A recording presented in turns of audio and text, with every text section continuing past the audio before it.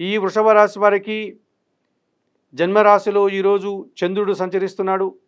మనస్సుకు నచ్చేటువంటి కొన్ని కార్యక్రమాలు పూర్తి చేస్తారు. జన సహకారం బాగా ఉంటుంది. ముఖ్యంగా ఆత్మీయుల కలయిక ఎంతగానో ఆనందాన్ని కలుగజేస్తుంది. ద్వితీయంలో గురువు సంచరించడం వల్ల మీ మాటకు విలువ పెరుగుతుంది. విద్యా సంబంధమైనటువంటి విషయాలంతా సానుకూలంగా ఉంటాయి.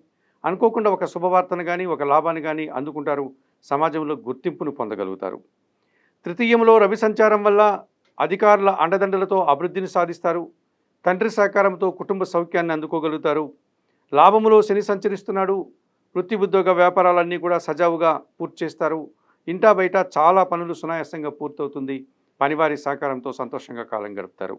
చతుర్థంలో కుజుడు సంచరించడం వల్ల కొన్ని ఇబ్బందులు, ఆర్థికపరమైనటువంటి సమస్యలు, వాహన సమస్యలు, భూ సమస్యలు, అశాంతిని కలిగించే సంఘటనలు కొన్ని ఈరోజు జరగడానికి అవకాశం ఉంది. చందనపు రంగు వస్త్రధారణ చేయండి. సుబ్రహ్మణ్య స్వామిని దర్శించండి. సుబ్రహ్మణ్య కరావలంబ స్తోత్రం చదువుకోండి. కందిపప్పు మీ కుటుంబంలో పనిచేసే పనివారికి దానం చేయడం వల్ల శుభం చేకూరుతుంది.